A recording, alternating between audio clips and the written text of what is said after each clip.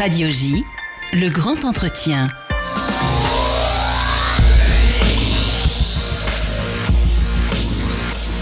Le grand entretien sur Radio J. Merci de votre fidélité, Michel Zerbib, au micro pour cette émission et surtout pour la rencontre avec un de ces grands intellectuels qui, depuis près de 50 ans, a réintroduit la pensée, l'histoire juive dans le cadre de l'histoire générale, un homme qui parle vrai, sans tabou, des grandes questions du temps et qui a été, avec d'autres, rare il est vrai, un lanceur d'alerte sur la remontée furieuse du renouveau du phénomène antisémite en France.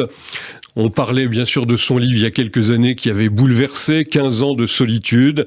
Il est en effet notre invité de ceux qui nous ont fait comprendre l'ampleur de la crise de civilisation en France, notamment Shmuel Trigano. Bonjour. Bonjour. Merci d'être avec nous. Nous profitons justement de votre présence à Paris pour vous inviter dans nos studios de Radio J. Vous qui connaissez bien Radio J, vous êtes un des chroniqueurs maintenant historiques de cette station. On va y revenir peut-être dans la deuxième partie de cette émission. Vous nous revenez avec un dernier livre, avec un titre assez énigmatique, sur un livre important, Le Deuxième Dieu, chez Hermann, et notamment un livre qui s'appelle Le Petit Manuel de Postmodernisme illustré. Ça, c'est dans la collection de penseurs dirigée d'ailleurs par Jean Slamovitch. Alors d'abord, on va essayer de vous connaître un peu mieux, Shmuel Trigano, plus personnellement, vous qui avez l'habitude de ferrailler sur les grands sujets du moment. Je vous ai présenté comme un philosophe, sociologue franco-israélien. Est-ce que c'est comme ça que vous vous définiriez ? Oui, tout à fait. Tout à fait. Je suis un double national. J'ai fait mes études universitaires à Jérusalem, à l'université hébraïque, mais j'ai poursuivi mon doctorat à Paris et c'est là finalement que j'ai fait carrière et que j'ai pu publier une cinquantaine d'ouvrages. Oui, une cinquantaine, ça a commencé d'ailleurs en 1977. Exactement. On va en parler bien évidemment. Shmuel Trigano, on parle franco-israélien. Comme jadis, il y a eu une sorte de culture judaïque en France. Est-ce que ça existe maintenant, le franco-israélisme ? Je crains qu'il n'existe plus tellement, parce que c'est une aventure collective qui est née au lendemain de la Deuxième Guerre mondiale, à laquelle participaient des Ashkénazes, des Séfarades, des laïcs, des religieux, ce qu'on a appelé plus tard l'école de pensée juive de Paris. On peut citer quelques noms, justement, qui diront des choses à nos auditeurs. Oui, Henri Atlan, Eliane Amado Lévy-Valency, Lévinas, et toute une pléiade d'intellectuels. Il est vrai que je n'étais pas de ceux-là, car je n'étais pas de cette génération. Exactement. Je suis né en 48. Et donc, c'est après coup que je me suis en quelque sorte identifié à la base théorique qui a fondé cette école, notamment lorsque j'ai découvert qu'en Israël, son message n'était pas entendu, n'était pas compris, même pas possible peut-être sur le plan intellectuel. Et donc, j'ai compris qu'il y avait là une entreprise exceptionnelle qui permettait de relancer la pensée juive comme une pensée conceptuelle, une pensée abstraite, théorique, et pas simplement comme un commentaire de texte. Et donc, voilà un peu cadré. Je mettrai en arrière-plan de ce cadre une expérience existentielle personnelle. Je suis originaire d'Algérie. On va y venir. Ah, d'accord. Voilà. Parce qu'elle a elle a eu une grande influence sur mon cheminement, qui n'est pas simplement un cheminement intellectuel, mais aussi existentiel. Existentiel, bien sûr, puisque Shmuel Trigano, vous êtes né à Blida, en Algérie. À l'époque, c'était l'Algérie française, département d'Algérie, en 1948. Ça ne s'invente pas, c'est intéressant. L'année de la renaissance de l'État d'Israël contemporain. Vous êtes sociologue, philosophe, on le disait à l'instant. Vous avez été professeur d'université Paris-Nanterre, où vous occupez la chaire de sociologie de la connaissance, de la religion et de la politique. Vous avez même enseigné aux États-Unis et en Israël. Je m'arrête un instant quand même sur l'Algérie, justement. Je crois que ça vous tient à cœur, son histoire. Un sujet d'ailleurs qui, souvent quand on l'évoque avec vous, depuis ces années, vous fait souffrir un peu, parce que c'est quelque chose d'existentiel, ce déracinement. Cette expérience dramatique est la question même de mon existence, c'est un traumatisme. Le traumatisme de voir un univers disparaître en 2 jours avec 2 valises à la main, alors qu'on se sauve pour ne pas être tué, et que l'État gaulien vous a abandonné comme 1 million d'autres personnes. On ne comprend pas tout de suite ce que l'on vit sur le moment, ça prend 40 ans, 50 ans, et les choses se décantent au fur et à mesure que les circonstances les rendent possibles. Et je n'aurais rien écrit de tout ce que j'ai écrit si je n'avais pas vécu ce moment-là, et si je n'avais pas aussi vécu la grande espérance envers Israël, que j'ai découverte à Paris bien plus tard, après l'événement lui-même. Quand on cherchait à l'époque, dans ces années 60, où le judaïsme vivait, moi j'ai trouvé qu'il n'y en avait qu'en Israël à ce moment-là. J'ignorais l'école de Paris, j'ai fait mon Aliyah, j'ai fait mes études à Jérusalem, et autre expérience fondatrice, j'ai découvert que si les temps messianiques étaient là, le Messie n'était pas encore là. Le Messie n'est pas arrivé, le Messie est en retard, je crois, comme disait Arnold Mandel. C'est une chanson israélienne, mais il n'a pas téléphoné. Pourtant, c'est un appel local, c'est ça? Oui, mais on en rit, mais si vous voulez, je crois qu'il faut bien comprendre que malgré toutes les réalisations du peuple juif, c'est le drame spirituel le plus profond du judaïsme. Et je ne comprends pas des attitudes que je définirais comme triomphalistes, comme faciles, comme si tout était arrivé, pas du tout. Et ça, c'est le décalage vécu entre le départ pour Israël plein d'espérance et la découverte de ce que j'ai découvert sur le champ du campus de l'université hébraïque, c'est-à-dire un prisme tout à fait exceptionnel pour comprendre l'état des lieux spirituels et intellectuels du peuple juif en Israël. La pensée vivante, hein, comme vous le dites, Shmuel Trigano. Je reste un instant avec l'Algérie, on en parle toujours de cette Algérie, des relations qui sont toujours aussi difficiles entre la France et l'Algérie, mais évidemment avec ceux qui aussi maintenant sont installés en Israël et avec Alger. Vous avez quitté l'Algérie, enfin, pas de votre plein gré. Vous n'aviez même pas encore réalisé votre bar mitzvah, je crois, non, en Algérie. Pas du tout. La guerre civile empêchait d'aller au Beth Midrash, à la synagogue. Je l'ai faite en contrebande à Paris plus tard, dans une petite synagogue du 4e arrondissement, parce que je n'avais pas eu le temps d'apprendre l'hébreu, les prières, etc. Bon, je me suis rattrapé depuis, mais si vous voulez, c'est une expérience qui aurait pu rester anodine. Finalement, il y a plein de rapatriés d'Algérie qui ont souffert, etc. Mais j'ai eu la chance extraordinaire de la vivre philosophiquement, de chercher le sens même des choses. Ça, je ne sais pas ce qui m'a été donné pour le faire, mais en tout cas, c'est ce qui a marqué cette expérience. C'est une expérience de l'exil, c'est ça, la condition exilique? De l'exil, de la découverte qu'il y a quelque chose qui manque dans le monde. Mais on ne sait pas quoi. L'homme est égaré face à cette réalité. Pourtant, il est pleinement existant, il est dans sa chair, mais dans sa parole, mais quelque chose est inabouti. Qu'est-ce qui est inabouti?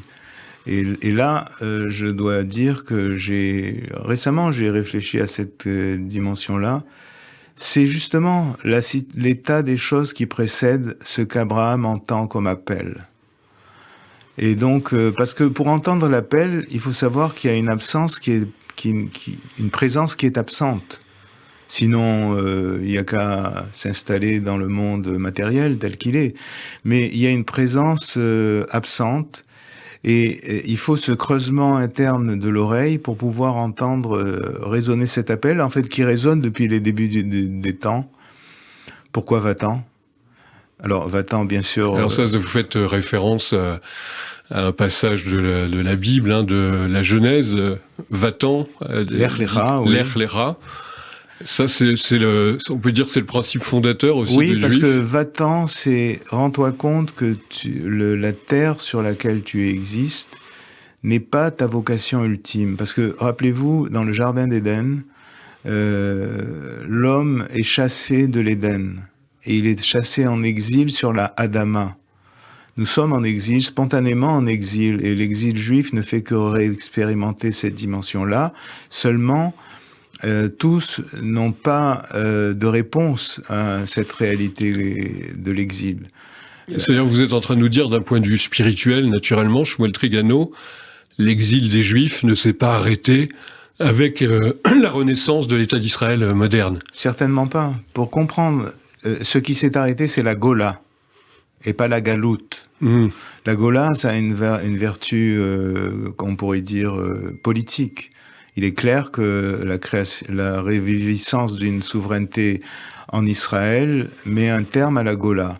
Mais la Galoute ne finit pas. Pourquoi ? Parce que là, il faut comprendre quelque chose de beaucoup plus profond. Le nom divin, Hachem, que nous ne prononçons pas, est un nom forgé sur la racine du verbe être. C'est-à-dire que Dieu est l'être. Je ne rentre pas ici dans le détail de l'analyse du mot lui-même. Dieu est l'être. Et s'il est l'être, où suis-je ?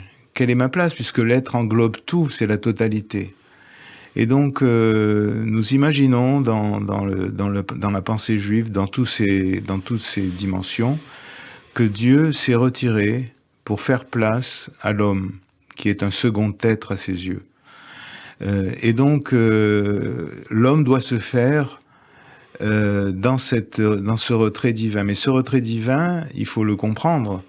Il peut être terrifiant, ça peut être un abîme dans lequel on tombe et qu'on va saturer. Ça, c'est l'idolâtrie. Il peut être, au contraire, un marquage sur le chemin.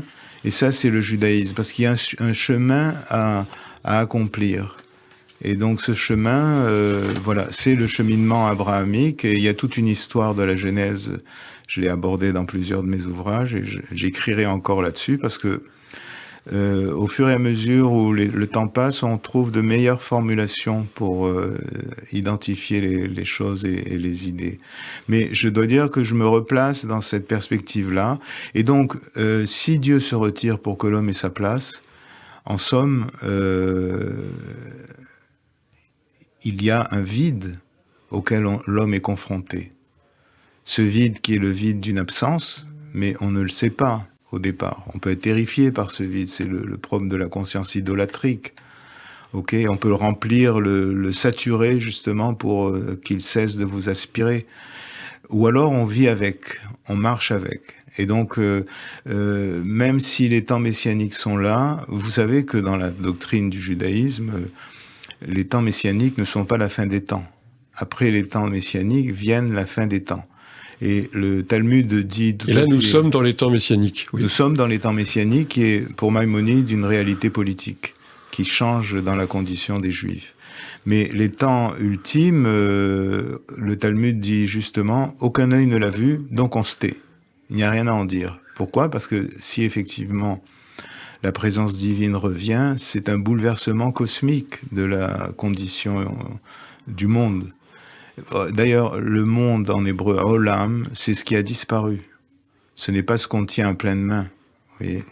Donc, pour se rendre compte qu'on est dans le olam, c'est déjà une expérience spirituelle qu'il faut travailler, à savoir que même si on y meurt, même s'il y a de la déréliction, même s'il y a des séparations, de la maladie, etc., il y a un horizon. Et cet horizon, on va vers lui, on se dirige vers lui, si l'humanité ne s'égare pas en chemin. Et là, il y a le rôle plus particulier, peut-être, dévolu au peuple juif, aux Juifs, à l'appel de Dieu. Exactement. Il suffit de voir Abraham pour avoir toutes les malentendus possibles, toutes les idées possibles, etc. L'existence des Juifs comme telle, leur pérennité, les drames qu'ils ont vécus, etc., s'illustrent à la lumière de cette perspective-là. Les drames, les difficultés, les vicissitudes du peuple juif, vous en parlez dans votre œuvre Shmuel Trigano depuis près de 45 ans. Vous avez développé une méthode qui allie la connaissance de la pensée juive, on l'entend depuis quelques minutes sur notre antenne, du monde juif à la métaphysique, la philosophie politique, les sciences sociales. Et on peut dire qu'une pensée originale en est née, qui se déploie dans tous les domaines. On pourrait parler de tout, parce que vous avez écrit sur tous les sujets depuis maintenant 50 ans, la question de la modernité aussi du juif, du judaïsme, l'actualisation de la pensée juive au cœur de votre œuvre. Alors, on va commencer, puisque c'est notre grand entretien et on essaie de mieux vous connaître, ce premier livre, publié, 1977, ça fait 45 ans, qui s'appelle « Récit de la disparue ». Alors c'est un titre un peu énigmatique, comme celui dont on va parler dans la deuxième partie de l'émission. Récit de la disparue, c'est quoi la disparue? C'était le fait que la culture juive, la présence juive, le monde juif n'apparaissait plus dans la modernité. Dans la modernité. Parce que c'est une tentative aussi de comprendre l'expérience israélienne.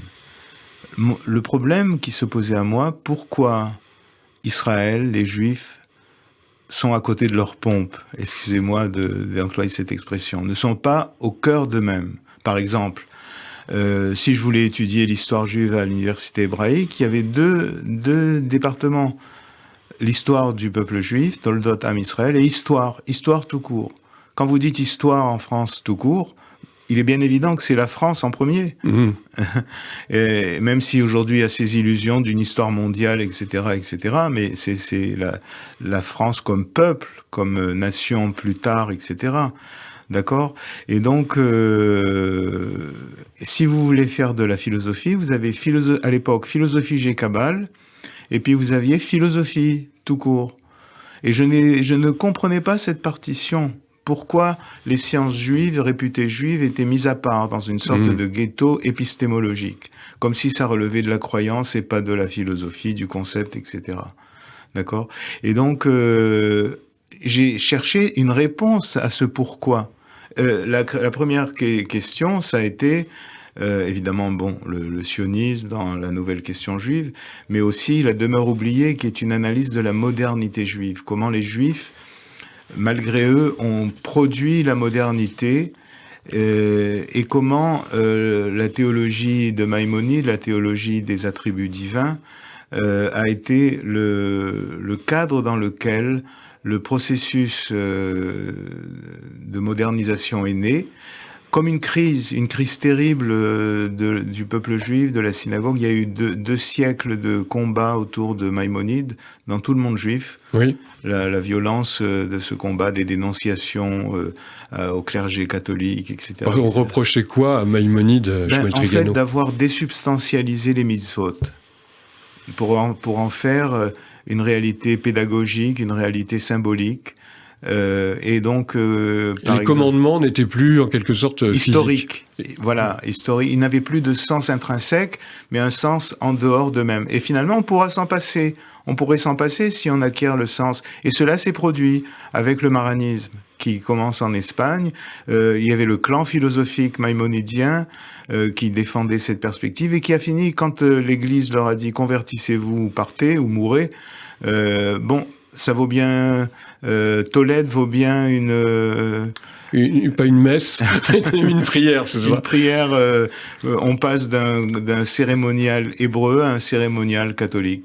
Et ça, c'est Maïmonide qui a rendu possible malgré cela Malgré lui. Maïmonide n'est qu'un intérêt profond pour la chose. Évidemment, l'un des grands penseurs juifs du XIIe et XIIIe siècle. C'est très important pour moi, parce qu'en fait, ça voudrait dire que même dans la modernité, nous étions des acteurs de l'histoire et pas dans la passivité.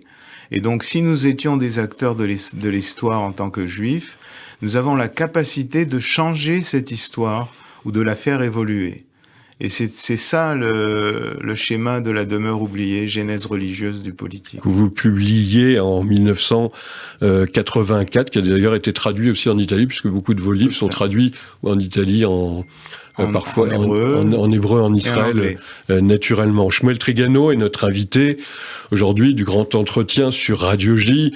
Vous êtes le cofondateur avec Annick Rigel, c'est un nom qui peut-être dit quelque chose aux plus anciens, qui est morte en 1996, c'était une journaliste importante en France, le directeur de la revue européenne d'études juives, Pardes. Ça a été créé en 1985, si je ne me trompe pas, oui. Et Shmuel Trigano, Pardes, pour nos auditeurs, ça veut dire quoi ?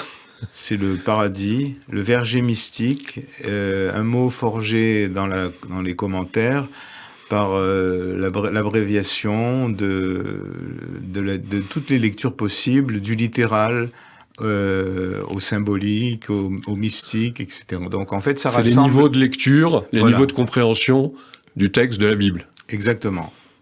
Voilà. Et vous avez créé ça, donc cette revue européenne. Chat, Remez, Drash et Sod. Et Sod. Le mystère. Ça, c'est le plus difficile. C'est l'étape la plus difficile de compréhension. Le secret. Vous étudiez, on le voit en tant que sociologue, vous avez étudié à l'université française, vous avez enseigné. Le judaïsme, pour vous, c'est quelque chose qu'il faut toujours étudier. Par exemple, je sais pas, la Gemara, il faut continuer à l'étudier. Absolument. Je voudrais rajouter quelque chose. Annick Riegel était un grand professeur d'université, spécialiste du communisme. C'est vrai. Je suis allé la voir pour qu'elle dirige ma thèse. Parce que je ne voulais pas faire ma thèse dans le cadre des études juives. Je voulais la faire dans le cadre des études de sociologie et d'anthropologie. Et ça, c'est un trait important de tout ce que j'ai fait, c'est qu'il n'y a aucune raison d'enfermer le judaïsme dans un ghetto intellectuel. Comme s'il devait toujours répéter les mêmes perspectives au lieu de créer de nouvelles perspectives. Il crée des nouvelles perspectives et il s'adresse à tout le monde, c'est ça ? Oui, à l'univers. Il parle à l'univers.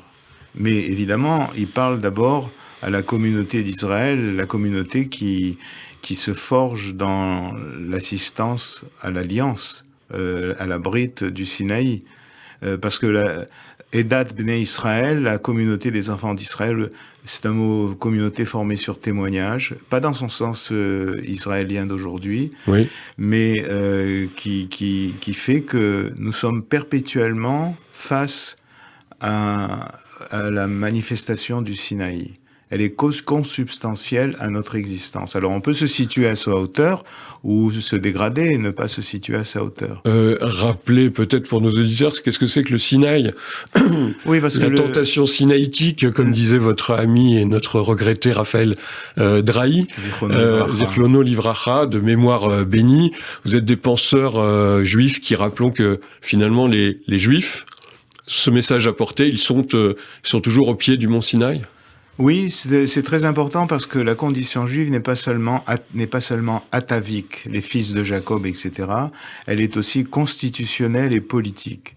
Donc la séance du Sinaï où l'alliance est passée entre Dieu et Israël et aussi le Erev Rav, la grande multitude des esclaves non hébreux qui ont suivi Israël.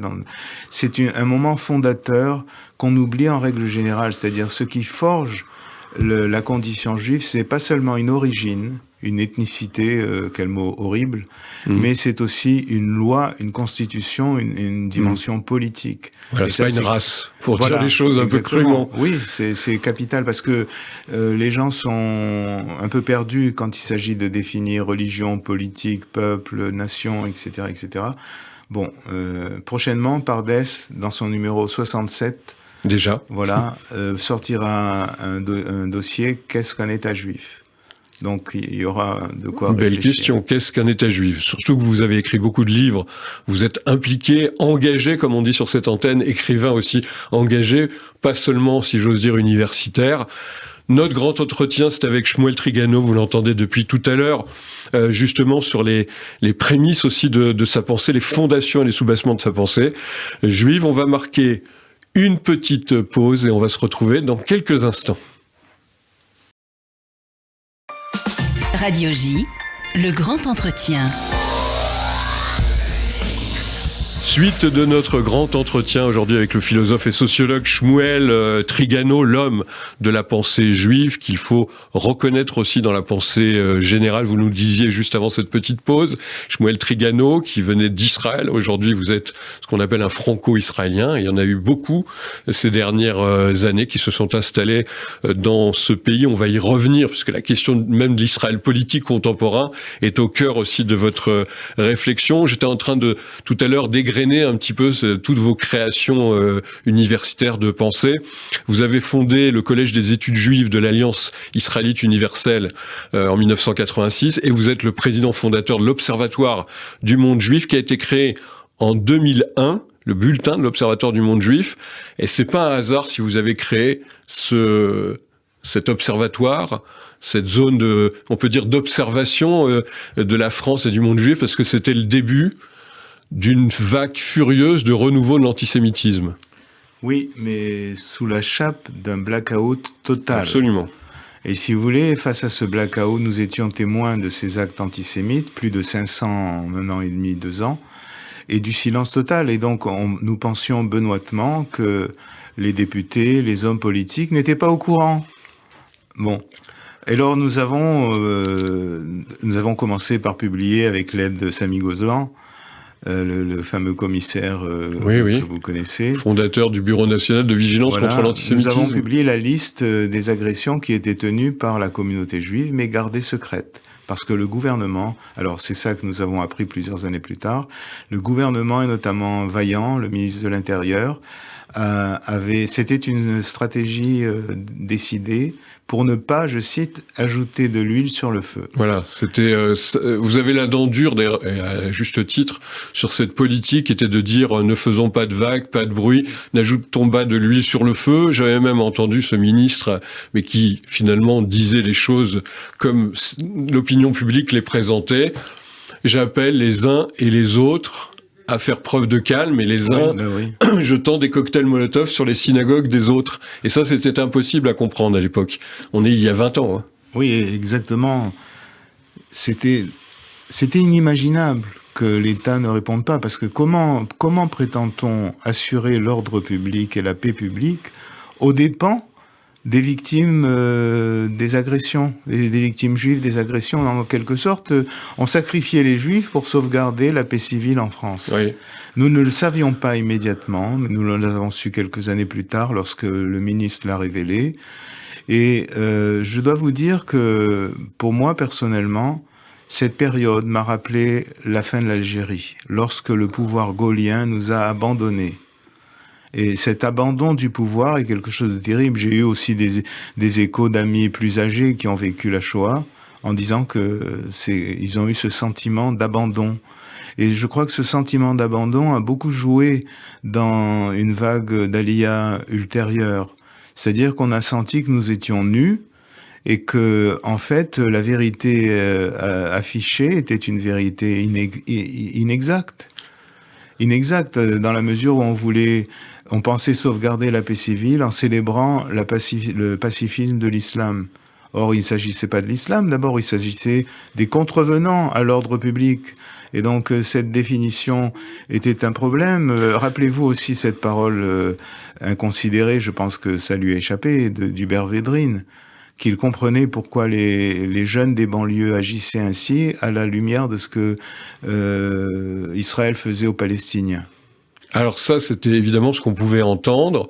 C'est plus que du subliminal, hein, Shmuel Trigano. Mais est-ce que c'était pas l'impossibilité pour eux, vous le disiez tout à l'heure en filigrane, l'impossibilité de dire, aujourd'hui, il y a un nouvel antisémitisme, enfin un antisémitisme ancien, mais habillé, vêtu d'autres personnes, c'est-à-dire plutôt les gens d'origine arabo-musulmane, africaine, musulmane. Ça, c'était impossible il y a 20 ans de le dire. C'était impossible, c'est encore pas tellement possible aujourd'hui. Mais c'est la réalité. Et donc, c'est la question de la définition de la réalité ça a été très loin, parce que, par exemple, à l'époque de l'engagement du président Chirac, c'était sous la cohabitation, contre les États-Unis en Irak, etc.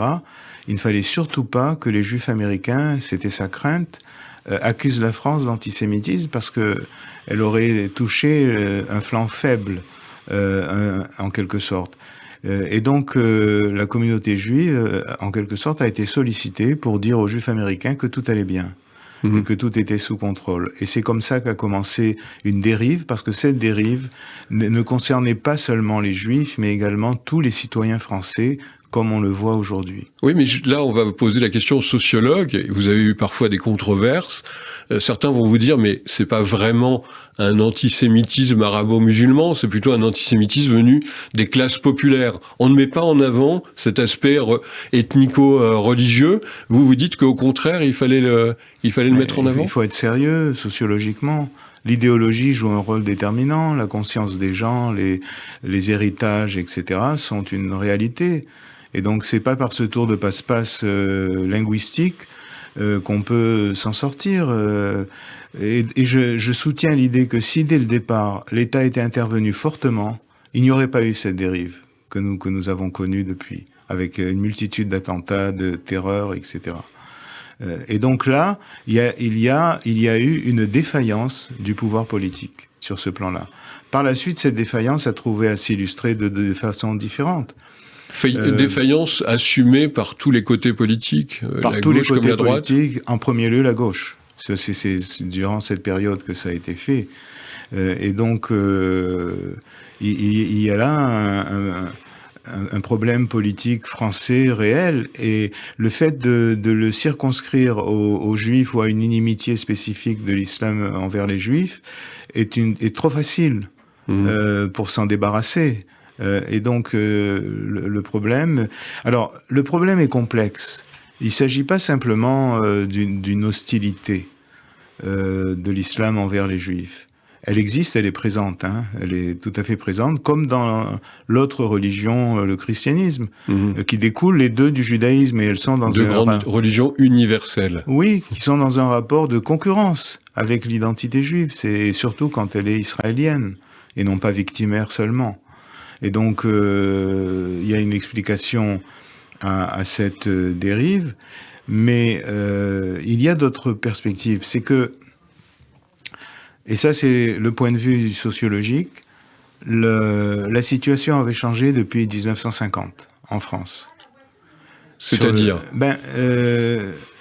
la communauté juive qui s'est créée, en fait, beaucoup plus que recréée, parce qu'il y en a, je soutiens qu'il n'y avait pas de communauté juive avant la guerre. Oui. Il y avait le consistoire, et il y avait les communautés des Juifs de l'Est qui n'étaient pas rentrés. Alors ça, c'est passionnant de nous dire, c'est quoi la définition d'une communauté? À un moment donné, on disait, de façon générale, à la télévision, à la radio, tiens, que fait la communauté aujourd'hui? Il fallait comprendre la communauté juive. Ça, c'est quelque chose qui est très récent, alors. La communauté juive naît du fait que des Juifs ont pu être exclus de la nation par Vichy, par exemple.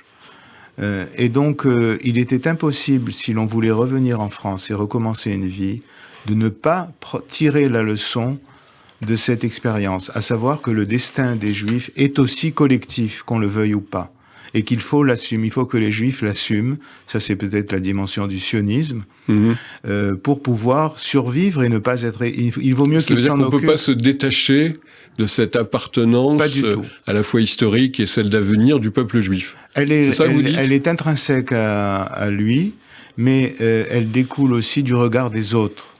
C'est ça le problème. Les Juifs ont accepté toutes les conditions de l'émancipation, mais après coup, notamment avec Napoléon, on les soupçonne toujours d'être un peuple secret.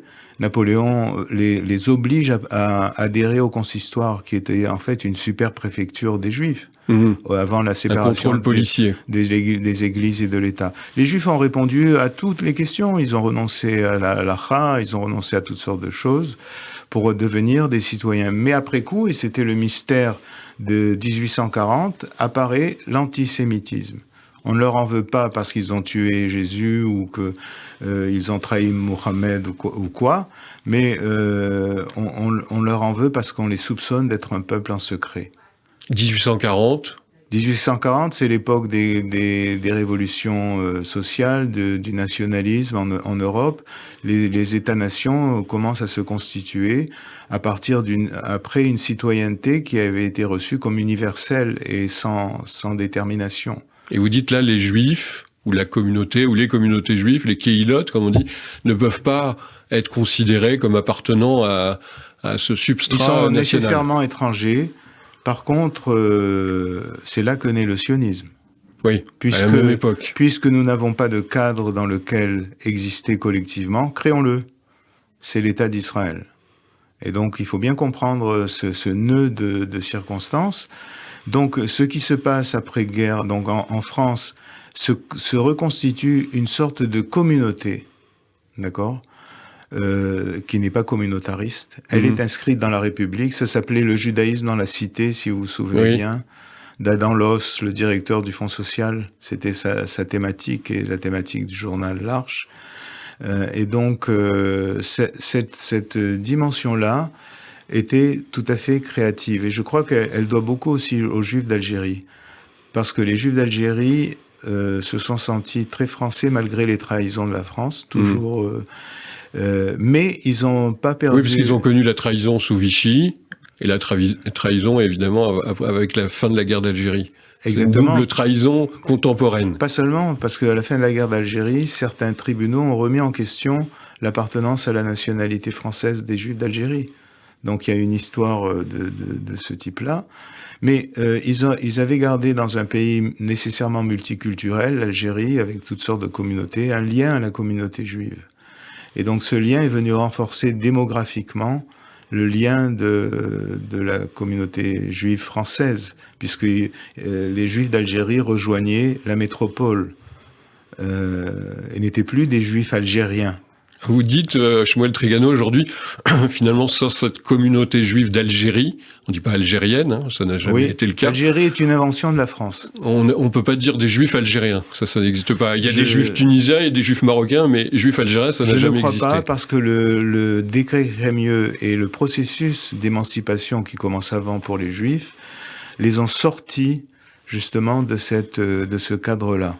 Et donc le décret Crémieux a fait que les Juifs étaient dans une sorte de monde clos, insensible aux avatars de l'histoire.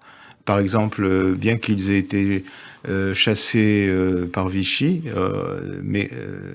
méconnus par Vichy, ils ont joué un rôle très important dans l'opération Torche, le débarquement américain. On commence à la connaître, cette opération, de plus en plus ces dernières années. Oui, effectivement. Et ça a été longtemps une chose extrêmement cachée. Hein. Oui, cachée, mais aussi, les Juifs étaient des Français.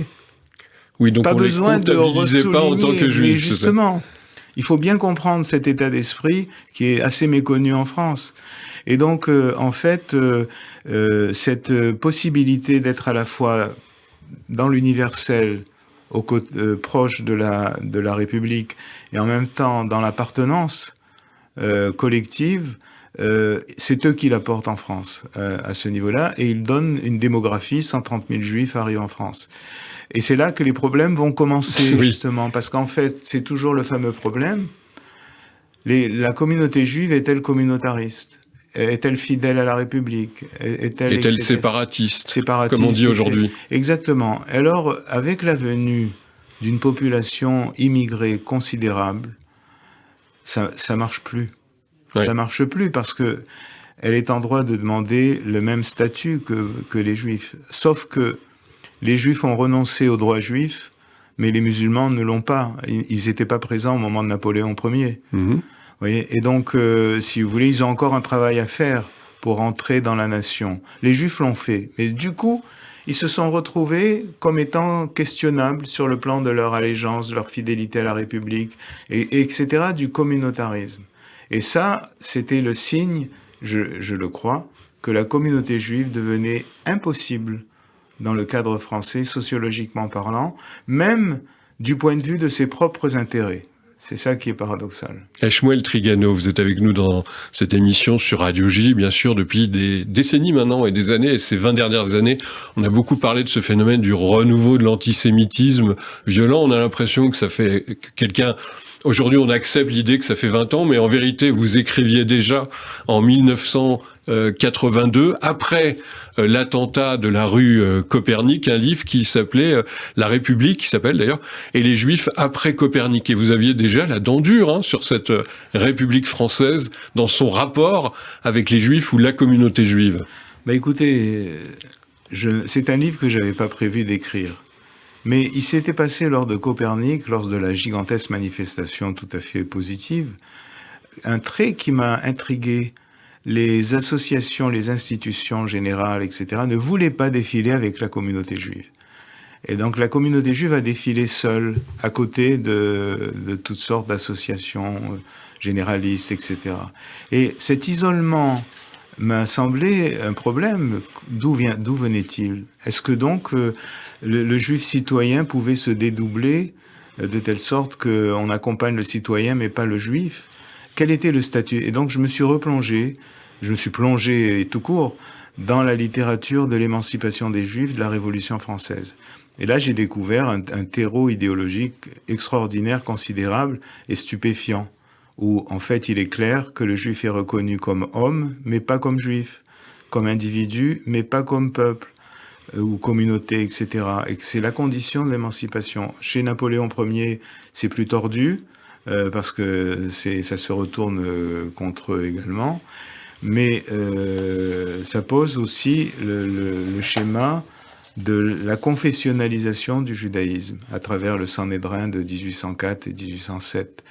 Donc, si vous voulez, il y avait là une dimension d'histoire. Je remarquais, avant ce livre, je publie La nouvelle question juive, l'avenir d'un espoir, oui, où il y a une critique du sionisme politique.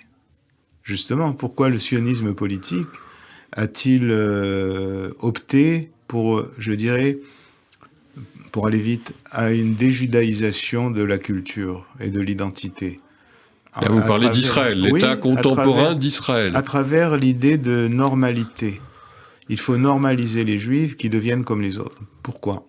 Devenus libres, indépendants, pourquoi devaient-ils devenir comme les autres, sinon être eux-mêmes ? Et c'est ce problème que j'aborde. Et donc, ces deux livres sont empoisonnés, si l'on peut dire. Et ils remontent à plus de 30 ans, 40 ans. Ah presque. Oui, absolument, c'est au tout début. Mais La République et les Juifs, qui a été le premier d'une série de 4-5 livres sur la crise de la communauté juive en France, suit immédiatement la nouvelle question juive. Donc, alors oui, peut-être que j'étais gauchiste. Oui, à l'époque. À l'époque, parce qu'aujourd'hui, on vous considère plus du tout comme ça, Shmuel Trigano. J'étais en train d'égrener un peu votre histoire intellectuelle, mais qui épouse naturellement les vicissitudes du temps, l'histoire contemporaine de ces 30 dernières années. Vous aviez donc, je le disais, créé cet observatoire du monde juif, et puis ce livre qui a bouleversé 15 ans de solitude. C'était le coup de poing, en quelque sorte, de Shmuel Trigano donné à l'idée d'une communauté heureuse. Il y a eu aussi la démission de la République, juifs et musulmans en France, où j'explique que l'immigration musulmane n'a pas traversé l'exigence napoléonienne, alors que la communauté juive l'avait traversée et que... Mais il y avait mais parce qu'il y avait un Napoléon qui l'a fait pour les Juifs, il n'y a pas de Napoléon aujourd'hui pour les musulmans. Voilà, il y a une amnésie générale de la classe politique qui ne connaît même pas son histoire sur ce plan-là. Vous avez écrit un livre qui s'appelle « L'avenir des Juifs de France » en 2006. Après, vous écrivez ce livre « 15 ans de solitude ». Alors, puisqu'on est dans cette émission, allons droit au but un peu violemment. Vous y avez répondu dans toutes sortes de colloques, de livres, d'articles. À l'heure où nous parlons, aujourd'hui, avec toutes les incertitudes du temps, et notamment en France, et que vous êtes de ceux, et à votre exemple, qui considéraient que, finalement, l'avenir des Juifs de France n'est plus en France? Quand j'ai terminé de publier la revue Controverse, qui a pris la suite de l'Observatoire du monde juif, je me suis rendu compte que tout avait été dit. Et que le dire encore, c'était se répéter.